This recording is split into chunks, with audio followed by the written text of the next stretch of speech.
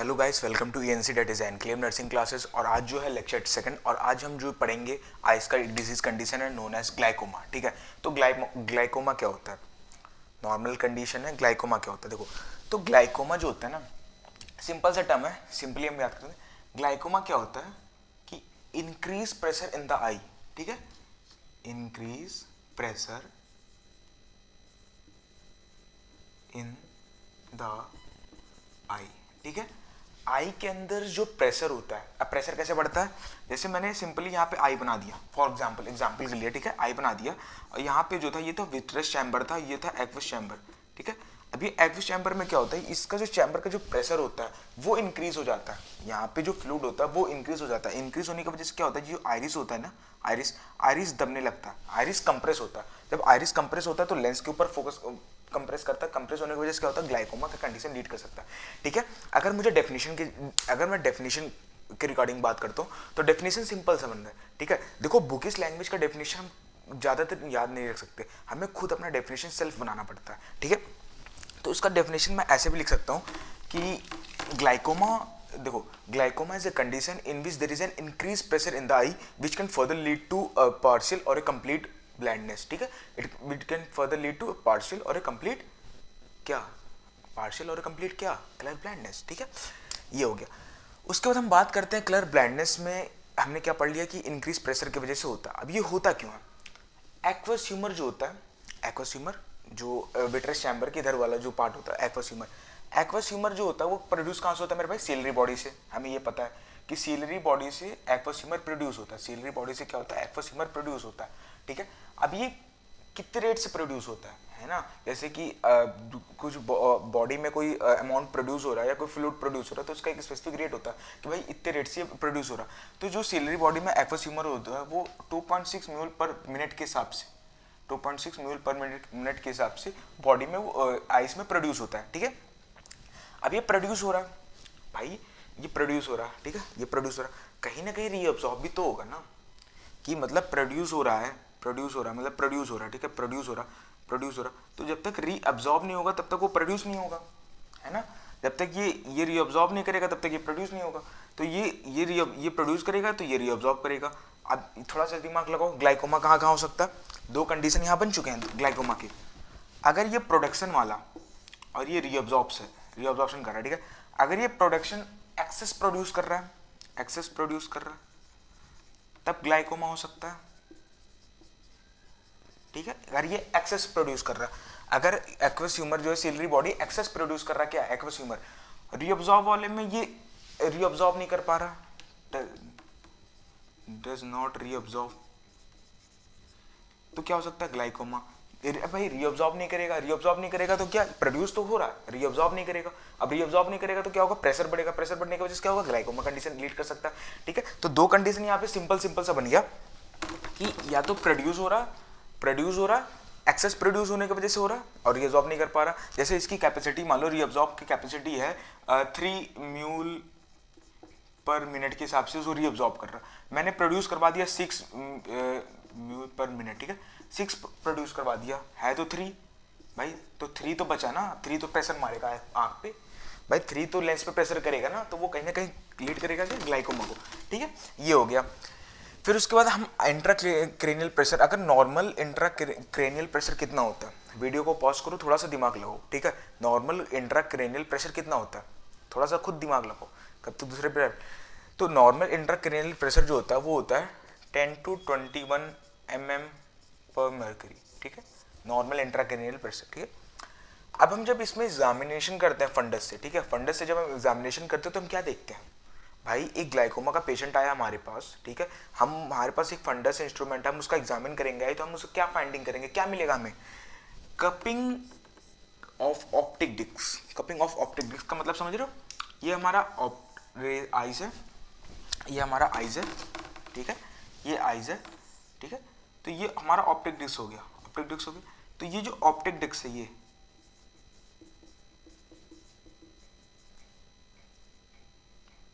ये जो optic disc है, ठीक है, फॉर एग्जांपल देख लेते हैं ऑप्टिक डिस्क।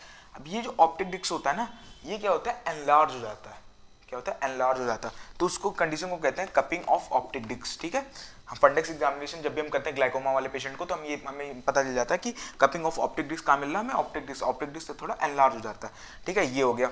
फिर उसके बाद हम बात करते हैं कि रीजन वाई ग्लाइकोमा अक्कर। मैंने आपको पहले भी बता दिया, पहले भी आपको मैंने बता दिया कि ग्लाइकोमा होता क्यों है, लेकिन अब क्या थ्योरेटिकल हम जाएंगे थोड़ा, ठीक है। तो रीजन वाई ग्लाइकोमा अक्कर, ठीक है, शॉर्ट फॉर्म है ये ग्लाइकोमा अक्कर।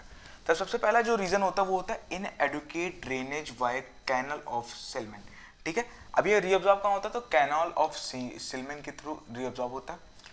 अब ये जो सिल्मेन है, सिल्मेन ये ड्रेन नहीं कर पा रहा है, रीअब्जॉर्ब नहीं कर पा रहा प्रॉपर्ली, पहला कंडीशन हो गया। पहला कंडीशन क्या हो गया मेरे भाइयों, पहला कंडीशन क्या है, रीअब्जॉर्ब नहीं हो पा रहा, रीअब्जॉर्ब नहीं हो पा रहा, ठीक है। दूसरा कंडीशन क्या है, over production of aqueous humour, दूसरा क्या है, ओवर प्रोडक्शन, ठीक है। तो दो हो गया ज्यादा, ठीक है, या तो रीअब्जॉर्ब नहीं कर पा रहा या तो ओवर प्रोड्यूस हो जा रहा है, जिसकी वजह से ग्लाइकोमा हो रहा है, ठीक है। अब ये ग्लाइकोमा हो गया। अब इसके बाद हम इसके टाइप्स की बात करते हैं। तो फर्दर ये दो टाइप्स के होते हैं, फर्दर हम बात करते हैं आगे टाइप्स। तो वेल अब हम पढ़ेंगे टाइप्स, ठीक है, टाइप्स ऑफ क्या, ग्लाइकोमा। तो वेल टाइप्स ऑफ ग्लाइकोमा में सबसे पहले जो टाइप्स होता है, मेनली कॉमन जो टाइप्स होते हैं वो दो टाइप्स के होते हैं। कितने टाइप्स के होते हैं गाइस, दो टाइप्स के। तो सबसे पहले जो हम टाइप्स पढ़ेंगे वो होता है POAG। क्या होता है, POAG, शॉर्ट फॉर्म में कह सकते हैं पोगा, ठीक है, POAG। और दूसरा होता है PACG, पैसा, ठीक है। तो अगर आपको कुछ नहीं आ रहा तो कह दो पोगा पैसा। क्या होता है, पोगा और पैसा, ठीक है। पोगा में क्या होता है, सबसे पहले पोगा का फुल फॉर्म देखेंगे, प्राइमरी ओपन एंगल ग्लाइकोमा, ठीक है, प्राइमरी ओपन एंगल ग्लाइकोमा। क्या फिर से पढ़ेंगे, प्राइमरी ओपन एंगल ग्लाइकोमा, ठीक है। अब प्राइमरी का मतलब क्या होगा, ओपन एंगल ग्लाइकोमा। ये जो ग्लाइकोमा होता है, टाइप ऑफ ग्लाइकोमा, ये मोस्ट कॉमन होता है। कॉमनली हमें हर एक इंसान में जिसको ग्लाइकोमा होता है मोस्टली यही होता है, ठीक है। सेकेंडरी क्या होता है, PACG, पैसा। पैसा में क्या होता है, primary angle closure glaucoma, primary angle closure glaucoma. ये जो होता है ये इमरजेंसी के केस में मोस्टली मिलता है, इन द केस ऑफ इमरजेंसी, ठीक है। ये मेनली हमें इमरजेंसी के केस में मिलता है, प्राइमरी एंगल क्लोजर ग्लाइकोमा, ठीक है। इसमें हमें फाइंडिंग्स क्या मिलते हैं, हमें इसमें प्यूपिल्स कैसे रहता है, माइल्ड डायलेटेड प्यूपिल। इसमें जो प्यूपिल मिलेगा हमें वो डायलेटेड मिलेगा मेरे भाई, डायलेटेड मतलब फैला हुआ, ठीक है। डायलेटेड का मतलब ये जो, अगर ये आइस है और ये प्यूपिल है तो ये थोड़ा ऐसे इस टाइप का मिलेगा, डायलेटेड रहेगा, ठीक है, ये हो गया। फिर उसके बाद हम इसमें कुछ ट्रीटमेंट वगैरह करते हैं। पेशेंट अगर एकदम से हमारे पास इमरजेंसी में आ रहा है तो भाई इमरजेंसी वाले क्या करते हैं, भाई पेशेंट को तो देखेंगे नहीं या उसकी फाइल तो बनाएंगे नहीं। इमरजेंसी डिपार्टमेंट किस लिए बना हुआ है, पेशेंट का इनिशियल ट्रीटमेंट करने के लिए। तो सबसे पहले जो हम ट्रीटमेंट करते हैं वो दे देते हैं मैनिटॉल देते हैं, ठीक है। सबसे पहले अगर पेशेंट आता है ग्लाइकोमा का तो पहले क्या देते हैं, मैनिटॉल। फिर उसको देते हैं पाइलोकॉर्पिन इज आल्सो नोन एज मायोटिक्स देते हैं, ठीक है। मैनिटॉल दे दिया, पाइलोकॉर्पिन दे दिया। फिर उसको पेरिफेरल्स देते हैं, पेरिफेरल कुछ ड्रग्स वगैरह होते हैं वो दे देते हैं, पेरिफेरल्स कुछ एक प्रोसीजर होता है वो भी कर देते हैं। फिर उसके बाद हम बात करते हैं असेसमेंट या फाइंडिंग्स। उस पेशेंट के अंदर हम क्या क्या फाइंडिंग्स करेंगे, ठीक है, उस पेशेंट के अंदर हम क्या क्या फाइंडिंग्स करेंगे। तो फाइंडिंग्स की बात करते हैं मेरे भाई। सबसे पहले हमें मिलेगा, पेशेंट हमसे बोलेगा कि मेरे आंखों में दर्द हो रहा, आई पेन हो रहा। अब आंखों में दर्द होगा तो आंखों में दर्द होने की वजह से क्या होगा, हेडेक भी होगा, ठीक है, कॉमन सी बात है, हेडेक भी होगा, ठीक है। आंख में दर्द होने की वजह से क्या होगा, हेडेक होगा। विजन लॉस होगा धीरे धीरे। In the case of POAG, primary open angle glaucoma में विजन का लॉस होगा, पेशेंट को प्रॉपरली दिखेगा भी नहीं। पेनफुल ब्लड विजन होगा, है ना, उसे धुंधला धुंधला दिखेगा, धुंधला दिखता मतलब ब्लड विजन होगा, और उसके साथ क्या होगा, पेनफुल भी होगा। फिर उसके बाद क्या होगा, coloured halogen around the light. Coloured halogen around the light का मतलब क्या होता है, थोड़ा सा दिमाग लगाओ, सिंपल सा एग्जाम्पल बता रहा हूँ आपको।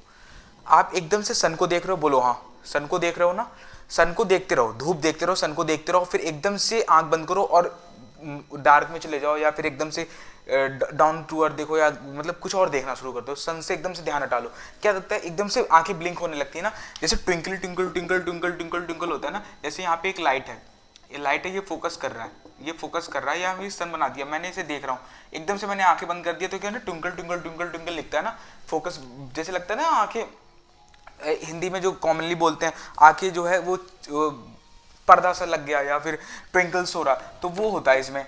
कलर विजन में, असेसमेंट में। फिर उसके बाद हम कुछ इंटरवेंशन करते हैं पोगा में, प्राइमरी ओपन एंगल ग्लाइकोमा में, ठीक है। पैसा में तो मेनली हम सर्जरी करते हैं क्योंकि ये इमरजेंसी कंडीशन आ रहा है हमारे पास, तो इसमें हम ये मैनिटोल वगैरह। लेकिन अगर पोगा का केस है हमारे पास, पोगा मोस्टली मोस्ट कॉमन होता है, तो उसमें देते हैं मायोटिक्स। मायोटिक्स जैसे मैंने अभी यहाँ पढ़ाया था आपको, यहाँ पे पढ़ाया ना मायोटिक्स, मायोटिक्स पढ़ाया ना यहाँ पे, पिलोकॉर्पिन, तो पिलोकॉर्पिन देता है। पिलोकॉर्पिन क्या करता है, पिलोकॉर्पिन क्या करता है, प्यूपिल के साइज को डिक्रीज करता है। क्या करता है, प्यूपिल के साइज को डिक्रीज करता है, ठीक है, प्यूपिल के साइज को डिक्रीज कर देता है। टीमोलॉल क्या करता है, timolol decrease production of aqueous humour, क्योंकि ग्लाइकोमा के केस में एक्वस ह्यूमर का प्रोडक्शन ज्यादा हो रहा था, ठीक है। ग्लाइकोमा के केस में क्या होता है, एक्वस ह्यूमर का प्रोडक्शन ज्यादा हो रहा था, इस वजह से हम उन पेशेंटों को टेमिलॉल देंगे। टेमिलॉल क्या करता है, प्रोडक्शन ऑफ एक्वस ह्यूमर को डिक्रीज कर देता है, ठीक है, ये हो गया। फिर उसके बाद हाँ, ये भी हमें याद रखना कि ड्रग ऑफ चॉइस टेमिलॉल होता है, ड्रग ऑफ चॉइस, ये जो है ये ड्रग ऑफ चॉइस है, ठीक है, टेमिलॉल। ये तो प्रोडक्शन ऑफ एक्वस ह्यूमर कम करता ही है, उसके साथ साथ ये जो टेमिलॉल है, मैं फिर से लिख देता हूँ, टेमिलॉल जो था वो ड्रग ऑफ चॉइस है इन द केस ऑफ पोगा। फिर उसके बाद डोरालामाइड, ठीक है, डोरालामाइड भी देते हैं। फिर उसके बाद हम एक सर्जरी परफॉर्म करते हैं in the case of POAG, that is a trabeculectomy एक सर्जरी परफॉर्म होती है। तो ये होता है आपका ग्लाइकोमा फिनिश।